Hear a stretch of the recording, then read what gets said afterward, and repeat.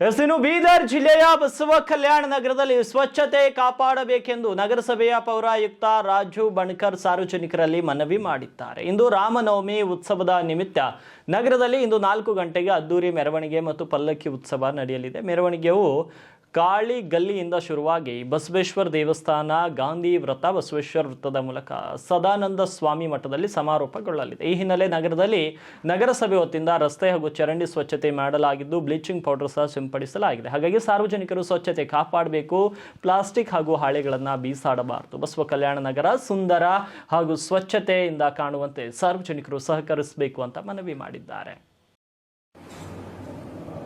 ಎಲ್ಲ ಬಸವ ಕಲ್ಯಾಣ ನಗರದ ಸಾರ್ವಜನಿಕರು ಮತ್ತು ಮಹನೀಯರಿಗೆ ನಮಸ್ಕಾರ. ನಾನು ಬಸವ ಕಲ್ಯಾಣ ನಗರಸಭೆ ಪೌರಾಯುಕ್ತ ರಾಜು ಬಣಕರ್.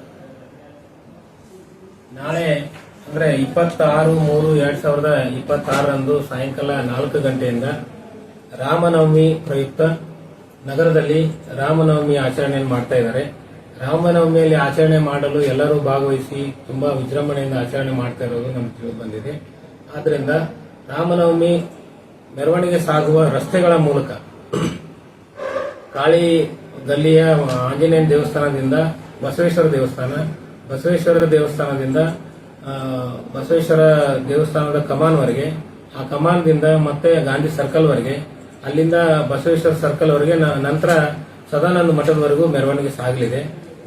ಮೆರವಣಿಗೆ ಸಾಗುವ ರಸ್ತೆಯ ಉದ್ದಕ್ಕೂ ಎರಡೂ ಬದಿಯಲ್ಲಿ ಚರಂಡಿಗಳ ಸ್ವಚ್ಛತೆ, ರಸ್ತೆಗಳ ಸ್ವಚ್ಛತೆ ಎಲ್ಲವನ್ನೂ ಕೂಡ ನಗರಸಭೆಯಿಂದ ಕ್ರಮ ಕೈಗೊಳ್ಳಲಾಗಿದೆ ಮತ್ತು ಸೂಚನೆಯನ್ನು ನೀಡಲಾಗಿದೆ. ನಮ್ಮವರಲ್ಲಿ ಈಗ ಸದ್ಯ ಪ್ರೆಸೆಂಟ್ ಅಲ್ಲಿ ಕೆಲಸ ಮಾಡ್ತಾ ಇದ್ದಾರೆ.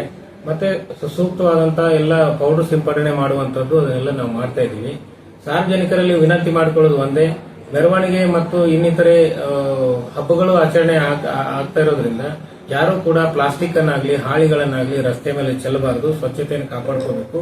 ಅದರೊಂದಿಗೆ ಉತ್ತಮವಾದಂತಹ ಸ್ವಚ್ಛ ಕಲ್ಯಾಣ ಮತ್ತು ಸುಂದರ ಕಲ್ಯಾಣ ಅನ್ನುವಂಥ ಪರಿಕಲ್ಪನೆಯನ್ನ ಸಾರ್ವಜನಿಕರಲ್ಲಿ ಮೂಡಿಸಬೇಕು ಅನ್ನೋದ್ರ ಜೊತೆಗೆ ಎಲ್ಲರಿಗೂ ರಾಮನವಮಿಯ ಶುಭಾಶಯಗಳನ್ನ ಹೇಳ್ತಾ ತಮ್ಮೆಲ್ಲರಿಗೂ ಶುಭವಾಗಲಿ ಅಂತ ಕೋರ್ತೀನಿ.